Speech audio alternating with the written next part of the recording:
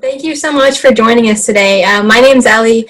I was the one who was emailing you. And again, I'm senior class president. I'm so excited for today. Well, I really appreciate your inviting me to participate. Oh, that was an alarm. The interview has started.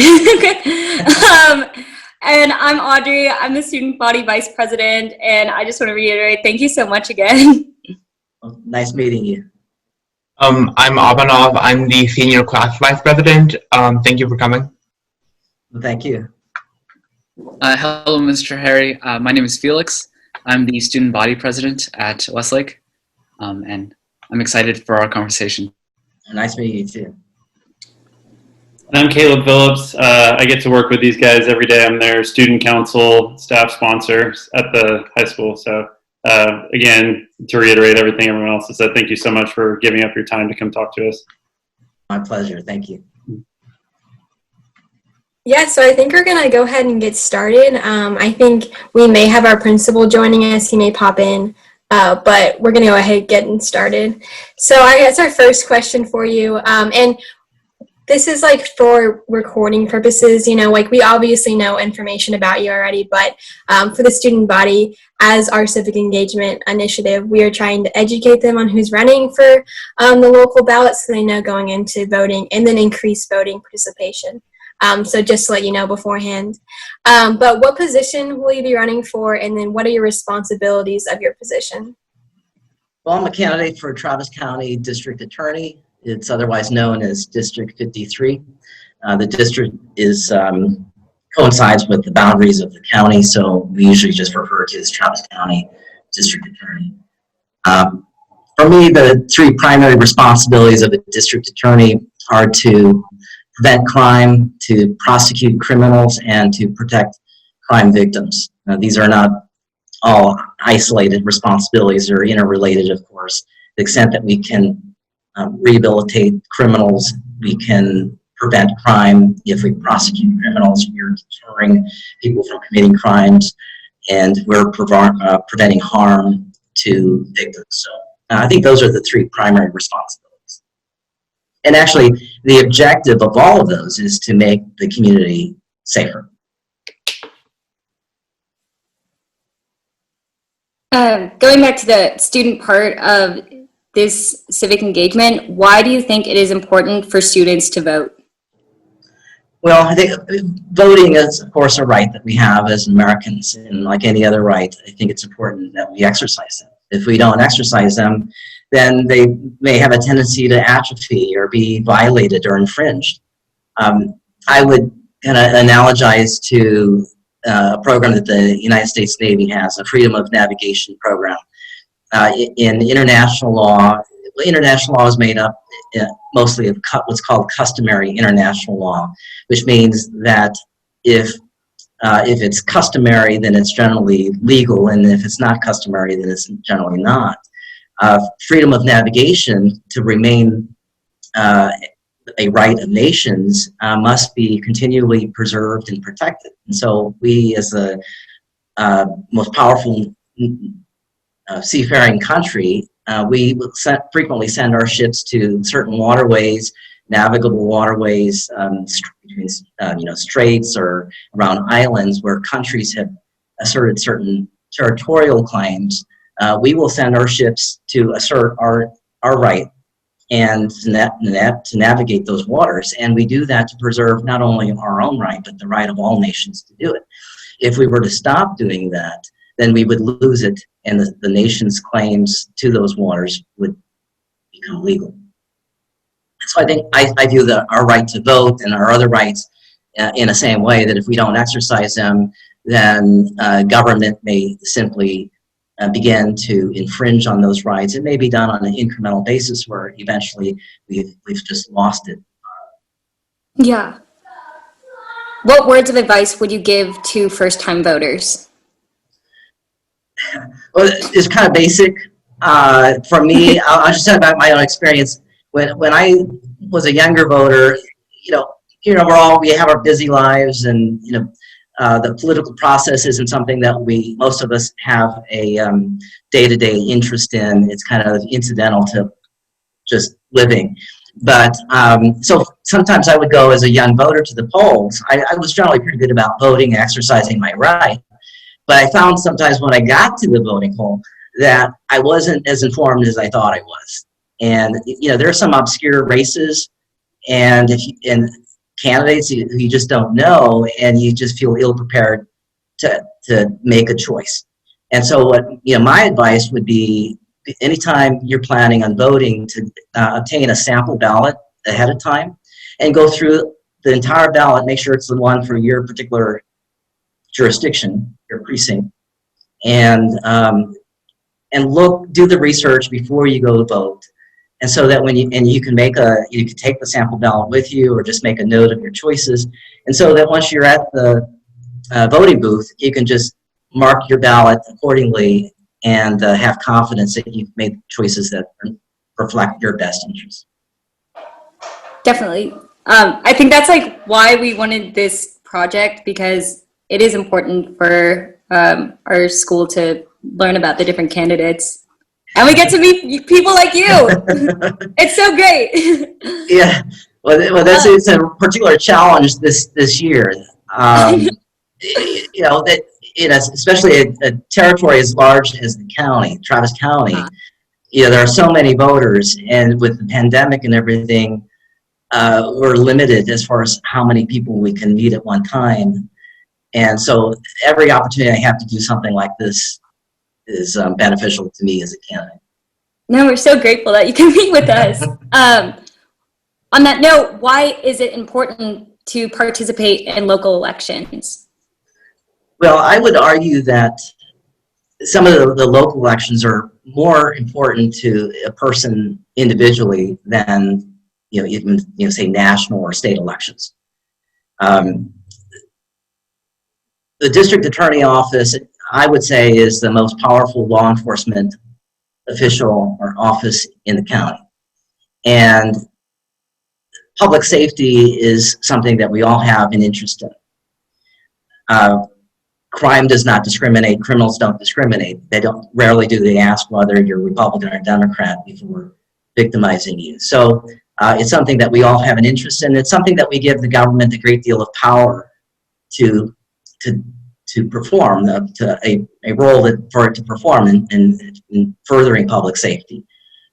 In this particular race, I don't know if you want me to really get into the differences between me and my opponent, but there is a stark difference in the choices this year. And I believe that my opponent is more concerned about the burden of the criminal justice system on the persons that are committing the crimes, whereas I'm more concerned about the burden of crime on the victims of those who commit the crimes. I believe that my views, my plans for the office will make the community safer, and that his will make it less safe. And that's one reason why I decided to run. I looked at who was running and was dissatisfied with the choices, and decided that we needed to take a different approach than what some of the local public officials are pursuing right now.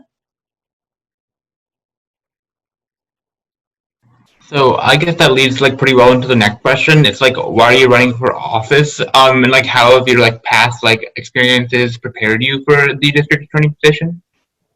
Well, that's true. That's you know, I decided to run because I've just grown increasingly concerned. What I see is really becoming a crisis of homelessness and crime in our community, and I believe that some of the policies that are being advocated and pursued by local public officials and local politicians are exacerbating both of those problems. Whether it's intentional or not, it seems to me that they're creating this culture of lawlessness and disrespect for law and law enforcement. And in a free society, we depend on voluntary compliance for law and order and for public safety. And for voluntary compliance, we really depend on respect for the law and law enforcement. When we go out on the road with our vehicle, we don't stop at the stop sign because there's a police officer watching us. We do it because we have respect for the law, and we expect others to respect the law as well. And we're all safer for it. if certain people were allowed to go through the stop sign, then the rest of us would lose respect as well. And I see that's what's kind of happening in a broader way in our community. We have public officials who are not enforcing the law, they're tolerating more violations of the law. It's reducing respect, and we're seeing an increase in crime. In the first 6 months of this year, we had 9 more homicides in Austin than the same period last year. It was a 64% increase, the greatest increase of any major city in the United States. And it's not just homicides, it's serious crime as well. In fiscal year 2019, in the state of Texas, we had a record number of felony cases filed. So I think there is a correlation between these policies that are eroding respect for law and law enforcement and the increase in crime. And the reason I'm running is I want to serve in this most powerful law enforcement position in Travis County to counterbalance those policies. And if you get elected, what are your initiatives and how will they benefit the wider community? My emphasis is going to be on crime prevention and rehabilitation. I think there's too little emphasis on prevention. I believe in the adage, an ounce of prevention is worth a pound of cure. We have, some people complain about racial and ethnic disparities in our criminal justice system. I think the most effective way of addressing any such disparities is to prevent the crime in the first place. But we need to have equal enforcement. And one of the differences between me and my opponent is on that, whether we should enforce the law or not. I believe we need to enforce the law to deter crime. And a lot of the crime that we see is there's a correlation between mental impairments, whether it's illness or substance abuse, and criminal conduct. And it's only through law enforcement do we have the opportunity to identify those individuals committing crimes as motivated by these impairments or caused by these impairments, and then afford them an opportunity to be rehabilitated so that there's a less chance of their reoffending in the future. My opponent's plan is to just not enforce certain laws, what he refers to as low-level offenses. But if we don't enforce those laws, and we lose the opportunity to identify these individuals with these problems and rehabilitate them. We have certain diversion programs in specialty courts where we can afford people the option of pursuing treatment and certain community supervised programs. And to the extent that they cooperate and they are successful, then they won't necessarily be prosecuted. The charge may be dismissed. If we don't enforce the crime or enforce a violation of the law and charge a person, we lose those opportunities to divert them and rehabilitate them. And so I think that would make our community less safe because they would be more likely to reoffend, and it may escalate. If they go untreated, they may get worse. They may especially with an addict, their addiction may cause them to be more drug seeking than what they are now. And we know that there's a certain amount of violent crime that's associated with drug offenses as well. Thank you for elaborating on your positions on that. Next, we're going to transition to kind of your experience campaigning. So what has been the most difficult part for running for office? Well, what we mentioned before about the pandemic, this has been kind of a unique election cycle where we are precluded from having mass gatherings. And so based on that limitation, it's been a real challenge to just meet with voters. We've had to, and I have not ever run a countywide campaign before, so it's a new experience for me in the first place. And there isn't any particular formula from other campaigns in the past that had to follow these restrictions that we can use as a guide. So we're kind of being creative and hoping it works out well in the end. Beyond that, I think the biggest challenge is just kind of balancing the my role as a candidate in my campaign with my own personal business, private life. I'm an attorney. I still have a law practice. I stopped taking new clients last December, but I still have some clients that I owe a legal and ethical obligation to work on their particular cases. And so the challenge is really just maintaining the proper balance in those roles. Are there any lessons from campaigning that you'd like to share with us today? Well, I think maybe a lesson that I've learned as a candidate so far, I think I've become I've just really grown to admire the voters, that people take their role as a voter very seriously. I kind of think it's kind of like people who sit on juries.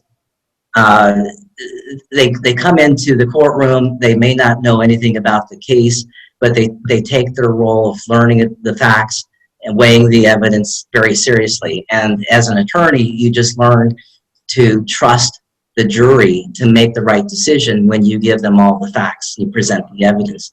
And I think as a candidate, I'm doing the same thing. I'm presenting my best case to why I should be their choice in this election. I'm giving them information, hopefully, to make them better informed voters, and then just trusting that they'll make the choice that I think is in their best interest and mine. I'm not just a voter in this election, I'm also a candidate. And so I understand I've always understood what it meant to be a voter, but I think as a candidate, I've just gained more respect of the voters' ability to ascertain the facts, that they have, I think, an intuition. They may not always be well informed in terms of having done research of the candidates, but I think most people have a certain intuition about whether the candidates are telling them the truth or not, just based on their own life experience. They're pretty well grounded, and as a candidate, and as a lawyer, my instinct is to be an advocate and keep advocating. And as a candidate, I've learned I can just trust the voters have that instinct, and just to rely on that more than continually advocating for myself. Awesome, thank you. Finally, is there anything else you'd like to share with the Westlake student body? Well, this kind of relates to one of the earlier questions. I would say, why it's important to vote, why it's important to participate in our system. I think it's significant in today's 9/11, when you probably weren't born in 2001, but it reminds us how important what we have is, and what vigilance we must maintain to preserve and protect it. That there are people in this world that want to destroy our country and what we have. And the best thing that we can do to maintain our freedom and demonstrate how valuable it is to participate in the process. And I would just encourage everyone to do exactly that.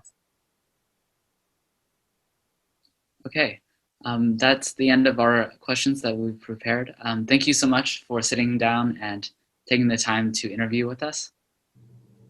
Well, I really appreciate it. If anyone does want to learn more about my campaign, they can go to my website, martinharryforjustice.com. Thank you so much, Mr. Harry. Thank you. I enjoyed the session. Best of luck to all of you. Thank you, Mr.